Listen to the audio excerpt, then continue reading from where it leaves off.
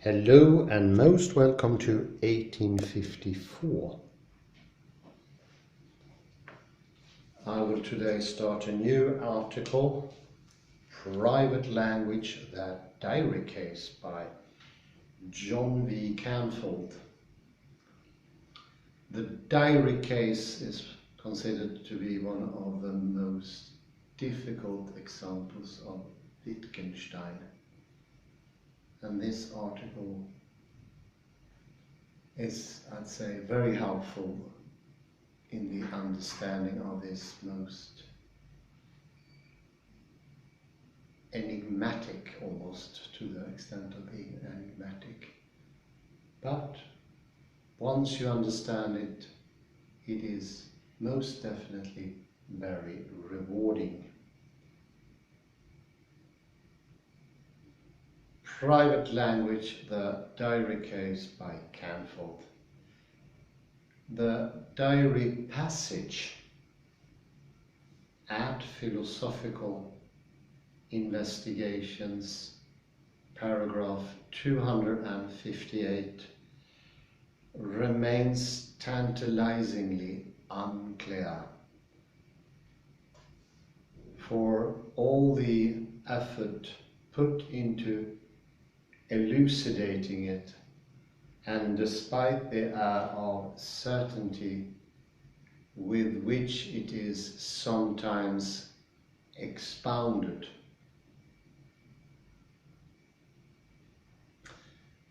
there Wittgenstein's alter ego attempts to hypothesize a private language.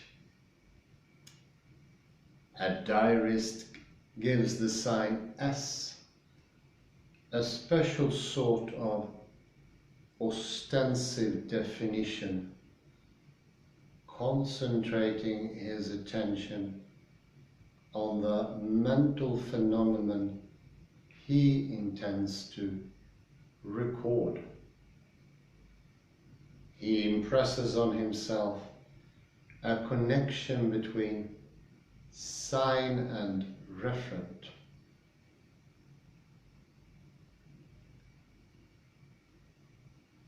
In the famous final sentences of paragraph 258, M through P,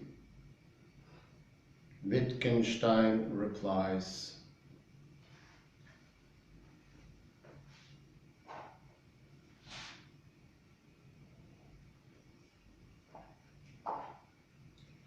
but I impress it on myself can only mean this process brings it about that I remember the connection right in the future.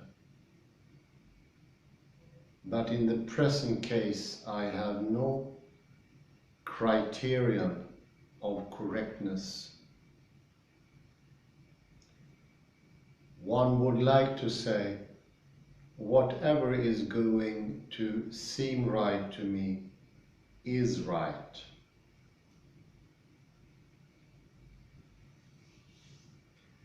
And that only means that we here cannot talk about right.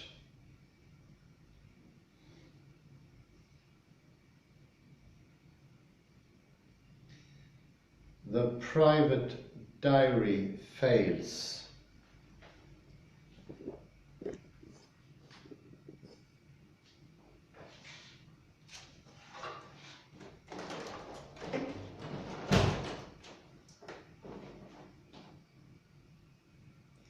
Given the unmet requirement of remembering right.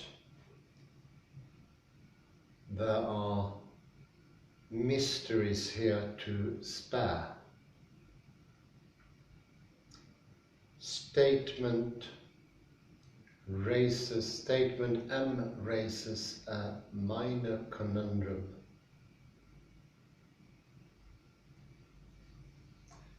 I must remember the connection right in future. but it is not immediately clear why. From then on, things get truly enigmatic.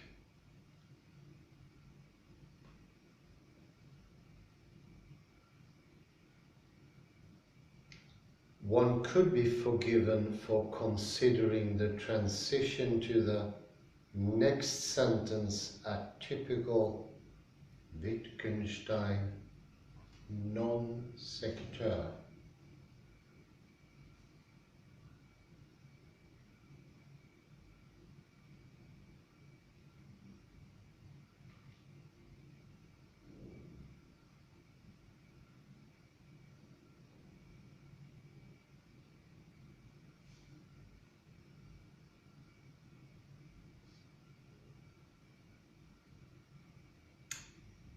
He notes that the diarist has no criterion of correctness.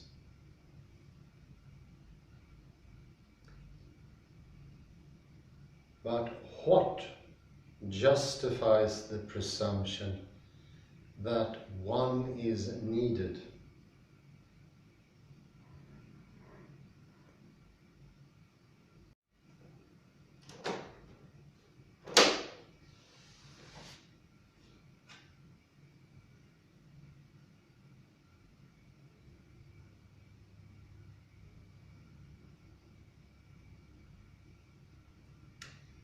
Some stale-dated verificationism, perhaps. Furthermore, why does Wittgenstein think none is available?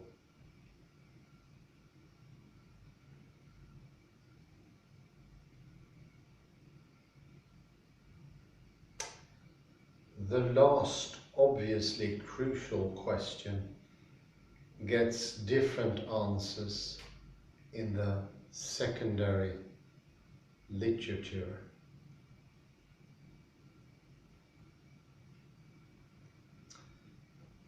I shall argue below that the standard ones fail. And what is a criterion anyway?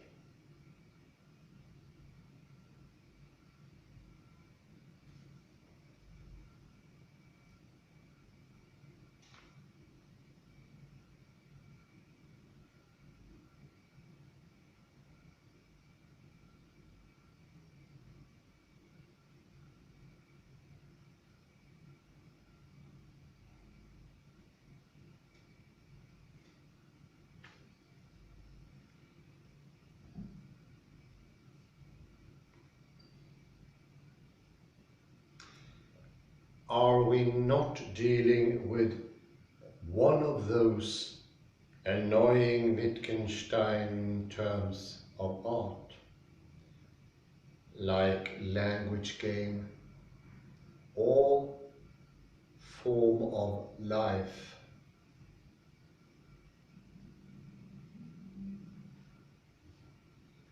That no one ever succeeds in understanding?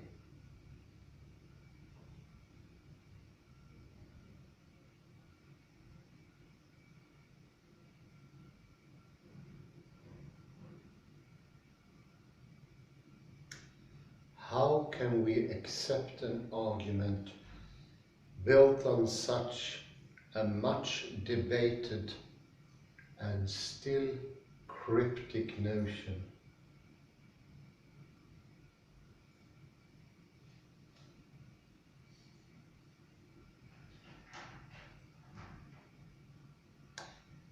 My aim in this paper is to find a way through these and related difficulties and provide a clear and persuasive account of paragraph 258.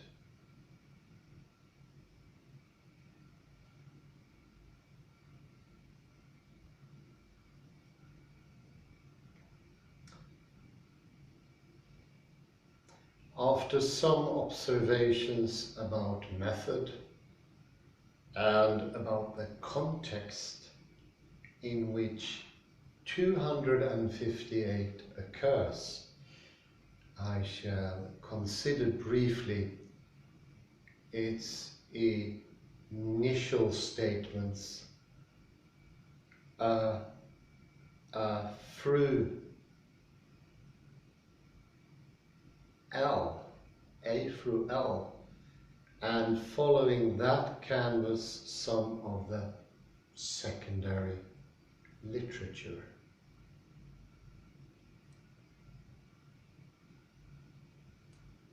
My concluding sentence by sentence and between the sentences account of paragraph 258,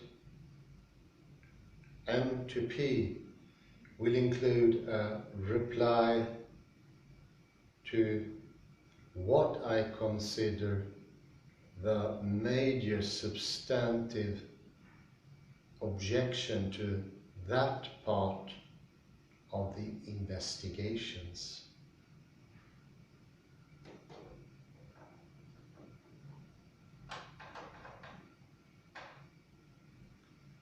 The myth of the PLA, chapter 1.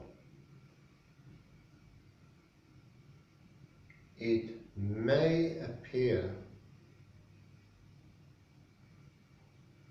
that the key to understanding Wittgenstein's later thought is to grasp its center point, some elusive and obscurely presented refutation of the possibility of a metaphysically private language.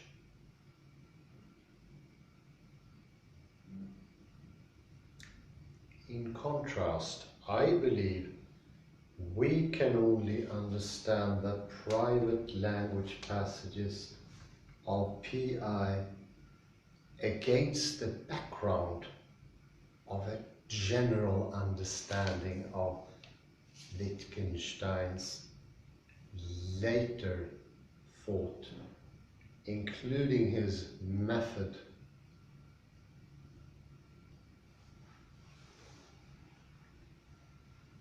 The latter dictates that there is no such thing as the private language argument, some knockdown argument hidden away in the text of the investigations.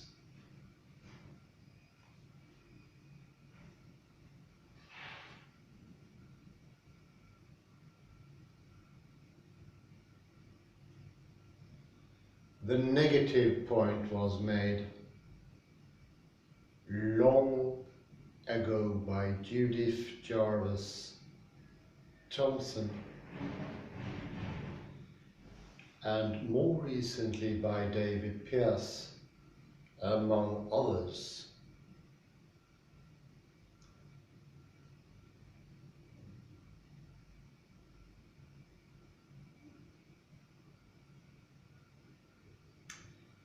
But the assumption of a private language argument still has a secure place in the minds of many.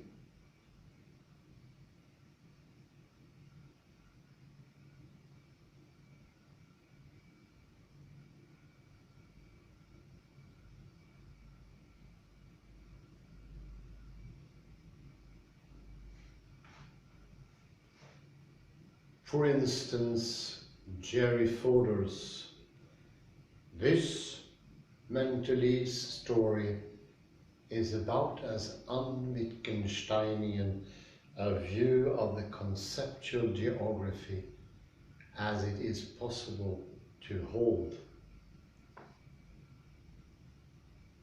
If the Mentalese story about the content of thought is true, then there couldn't be a private language argument. Good.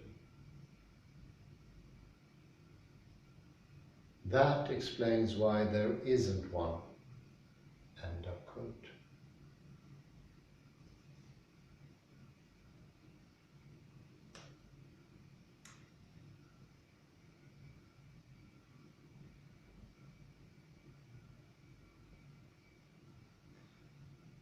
Explains, that is, why the candidates fail, but Wittgenstein never proffered such a thing.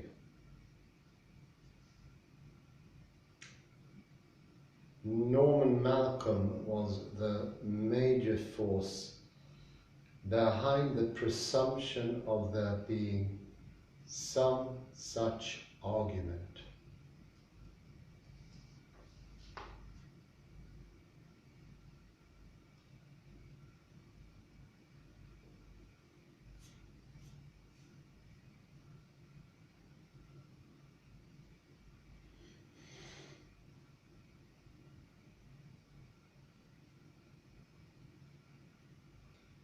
Thomson, however, is surely right. If Wittgenstein advances no philosophical thesis, still less would he scatter the premises alleged to prove a private language is impossible over some range of PI sections.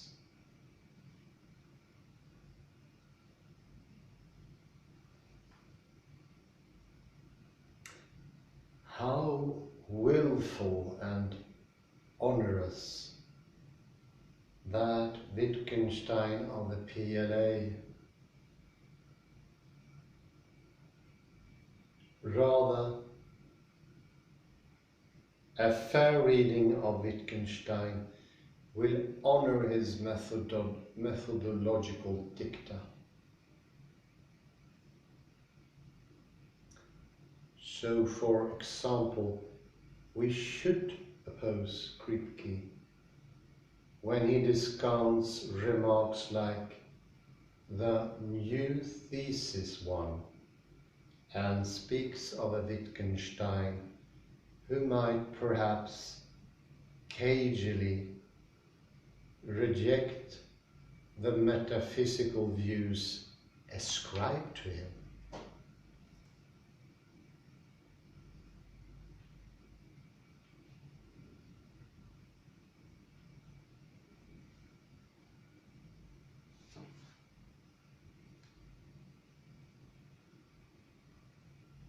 What is he up to then? In his terms, metaphysical pictures arise when, fooled by false analogies, we misunderstand our language.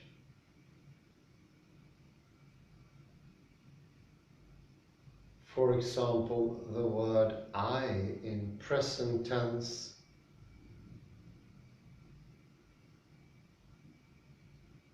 psychological utterances may be erroneously understood on the model of a referring word like you. In this way, puzzles about the nature of the self are generated.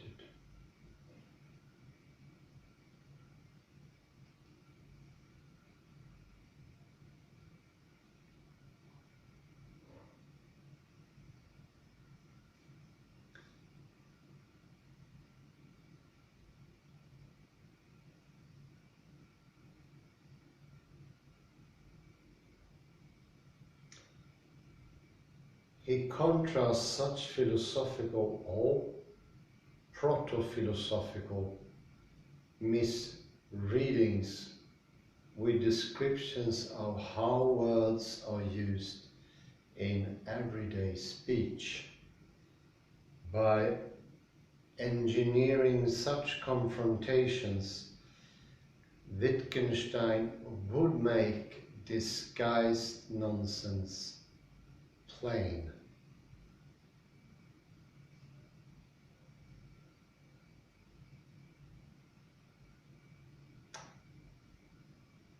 the wide-ranging nature of his various comments on private language is a function of the fact that the series of false analogies support the notion of the private object.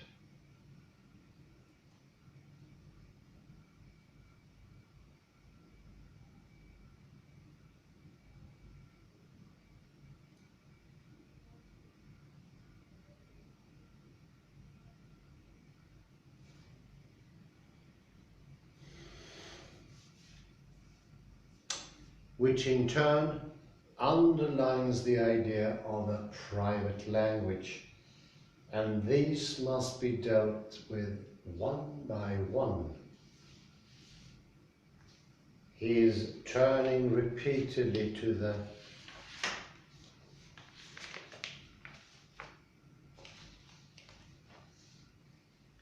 same or closely related point is explained by the fact that the philosophical intuitions he battles are deeply rooted.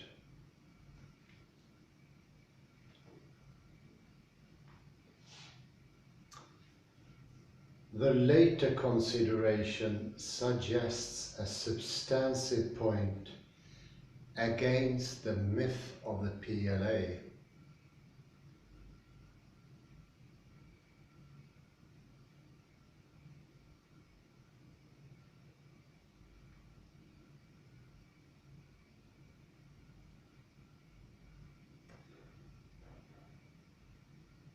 Thomas Reid observed that if your path takes you to the coal pit, you know you made a wrong turning somewhere.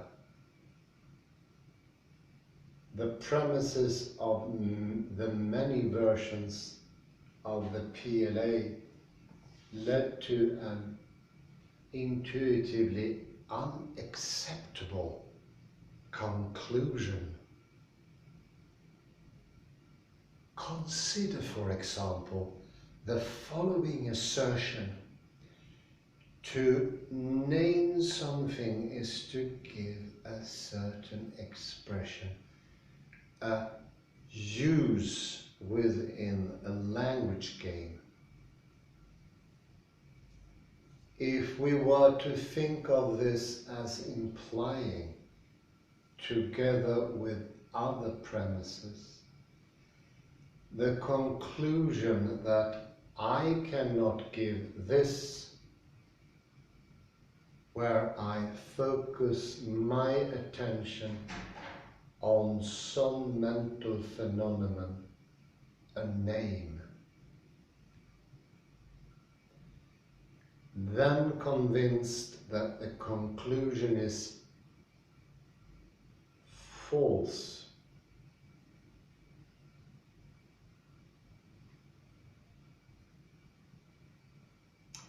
we should prefer modus tollens to modus ponens. In short, if intuition is to be our guide, the conclusion of the PLA is the coal pit, and we must retrace our path.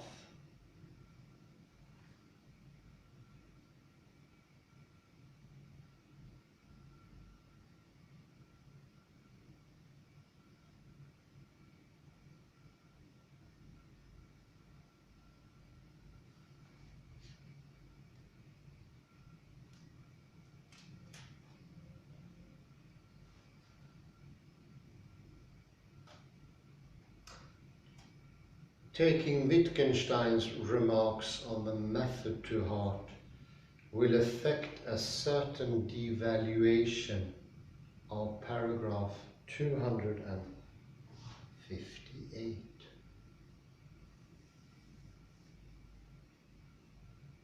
We will cease viewing this section as either an anthematic knockdown proof or part of some longer such chain of reasoning.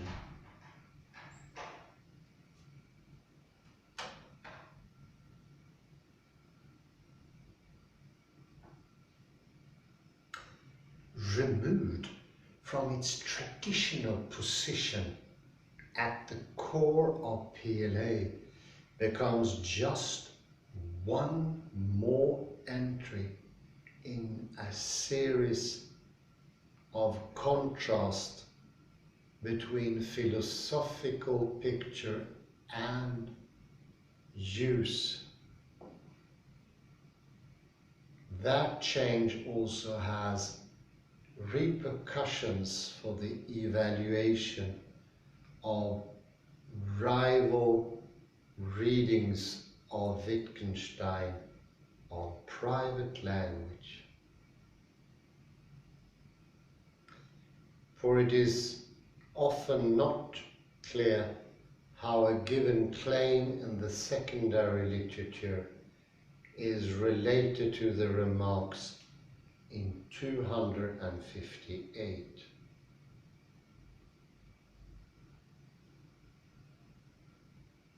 Such claims often float free of the text and become undecidable.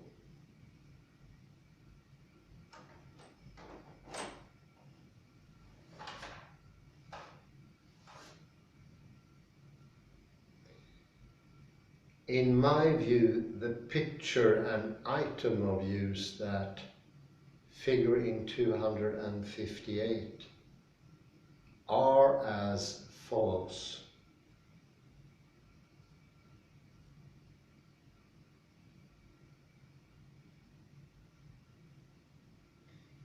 The person who sets out the diary example has likened the assumed inward act of associating symbol and referent with the public act of ostensive definition. That is, he has implicitly understood the one on the model of or by analogy to the other. Paragraph 258 points out a discrepancy between that model or metaphysical picture and one feature of ostensive definition proper.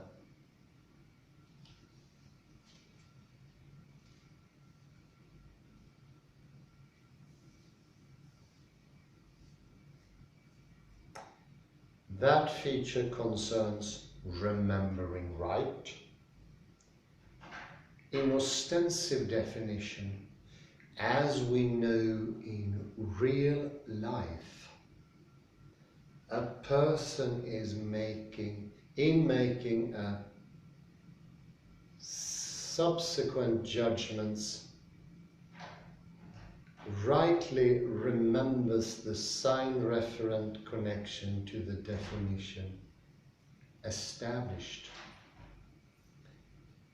But in the private case, it makes no sense to speak of a corresponding correct memory. The remembering right carries no meaning.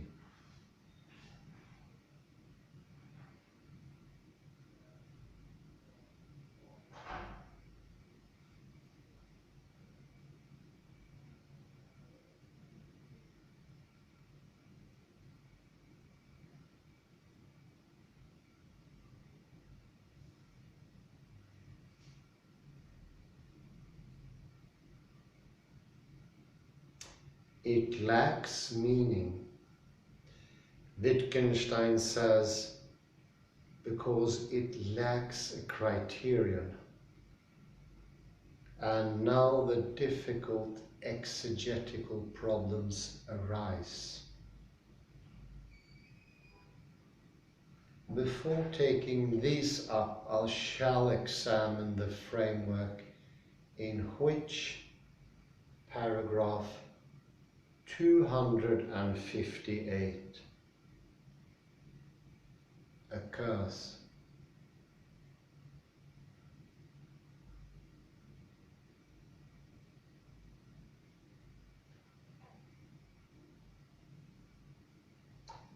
Two, the philosophical context for the discussion of paragraph 258.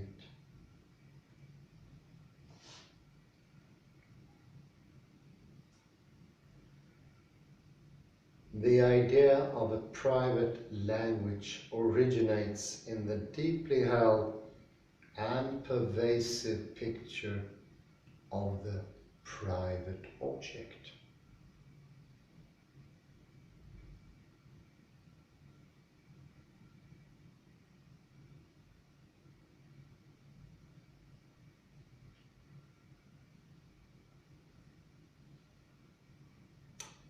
On one hand, the perceiver, on the other, the entity, and between the two, the relationship being aware of.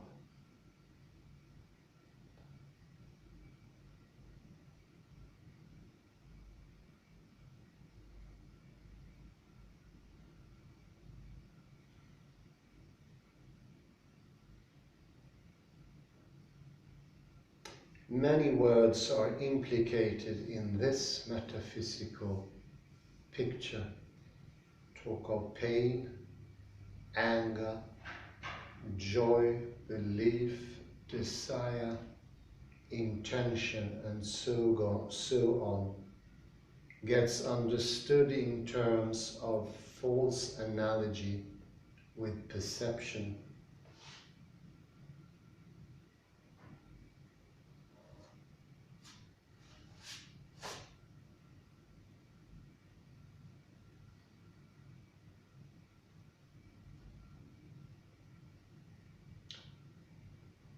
Anger, for example, is this as something I am aware of in the way I am aware of such things as the table in front of me, only immediately.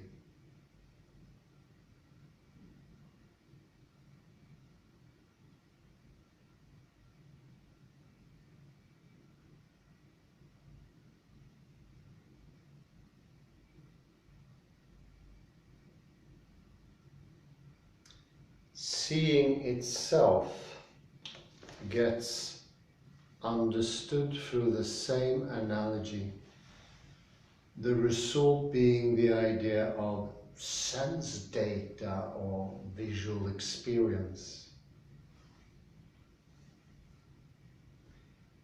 Aware of a given mental entity, I can give it a name, just as I can name what I see. Given the existence of the private object, surely I can baptize it if I wish.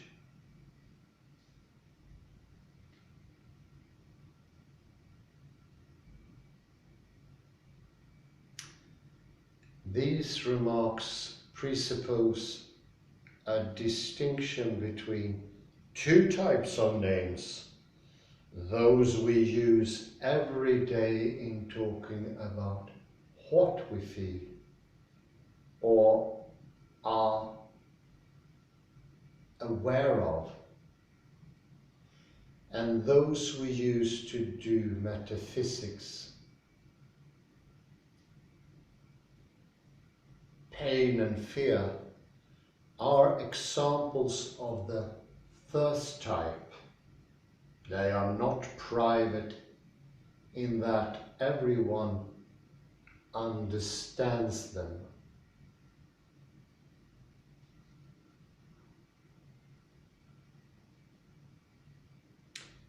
They are linked to certain natural expressions or behavioral manifestations such as writhing in pain.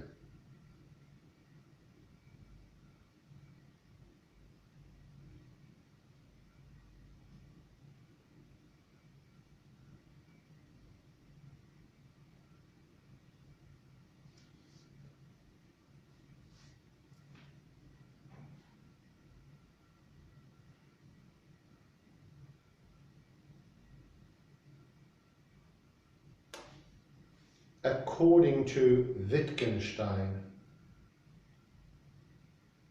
to learn the first person use of such words is to learn to give a verbal expression of the state of being in pain or the state of being angry, and so on.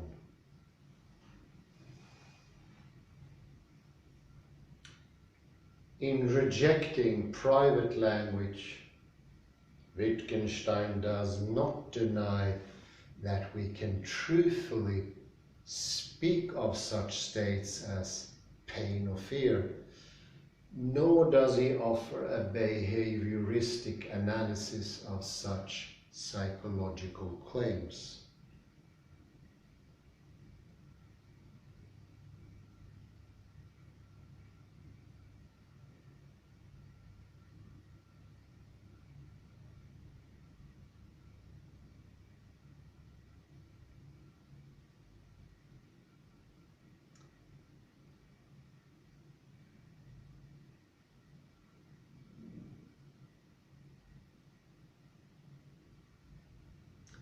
What he opposes is a misunderstanding of our related ordinary ways of talking. This misconception involves hypothesizing a realm of the mental. The metaphysical use of names refers to entities in that realm.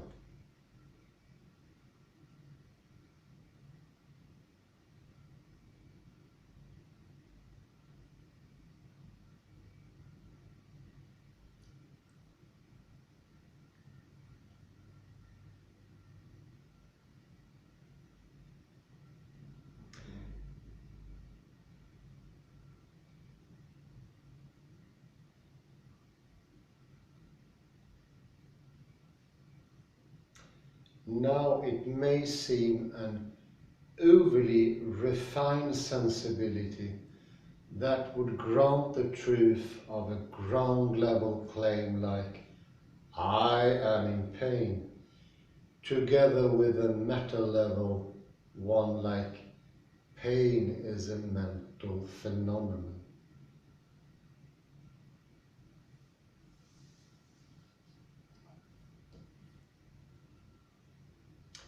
While at the same time opposing some metaphysical hypothesizing of the mental.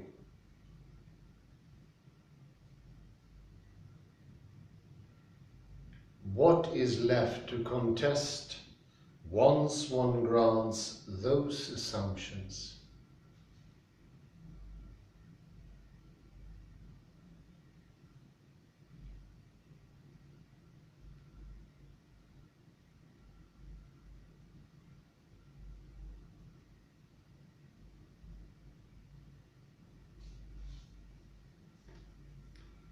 As I already said, it is a picture, a false analogy.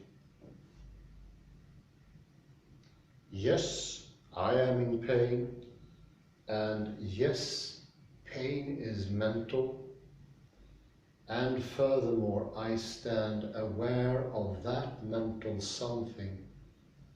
I directly confront it, just as I might confront, say, some afterimage.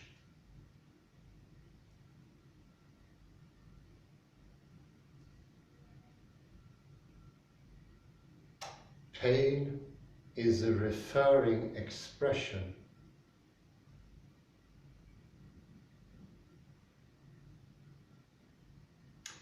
and refers to some coloration of the mind, some mental state or object.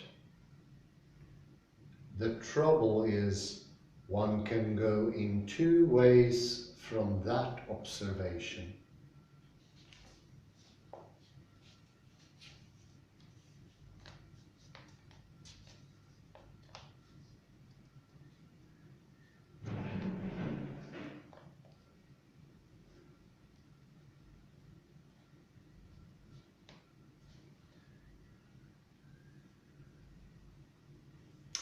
One can move in the direction of ordinary speech, given which it is true in perfectly ordinary ways, both that people are sometimes in pain and that pain is not a physical state, but a mental one.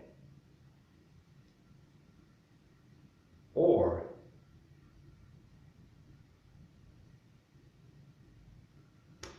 one can go in the direction of metaphysics and understand talk of pain in terms of an hypothesizing of the same sort as that which results in the self or I.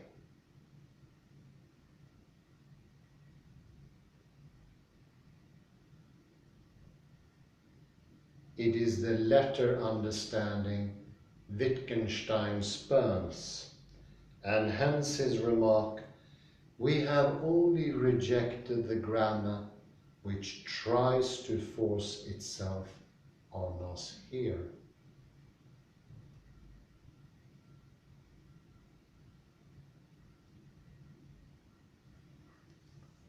That suspect grammar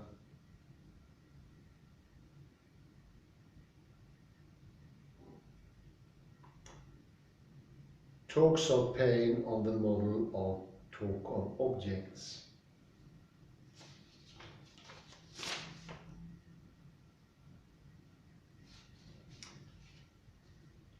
The second way of taking psychological words as referring, we reach the picture of a private language.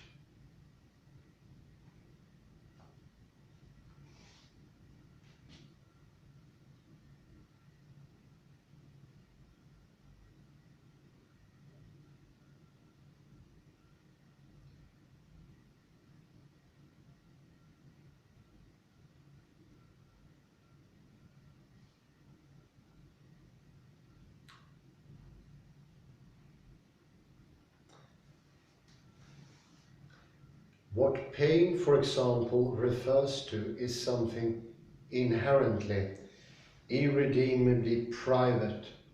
Only I can feel this.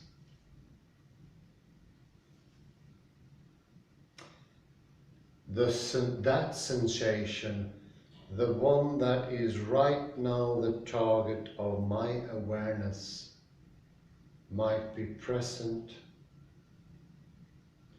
no matter what the physical state of the world or of my body. Seemingly, it is possible for me to introduce a name for that sensation. That name will be private in some super strong way. This name is not like a code word that another might possibly guess. No one can guess the referent of such a private word, because the referent is unique to me. It is a this that no one else can have. Someone might have a pain qualitatively identical to mine, but not one quantitatively identically.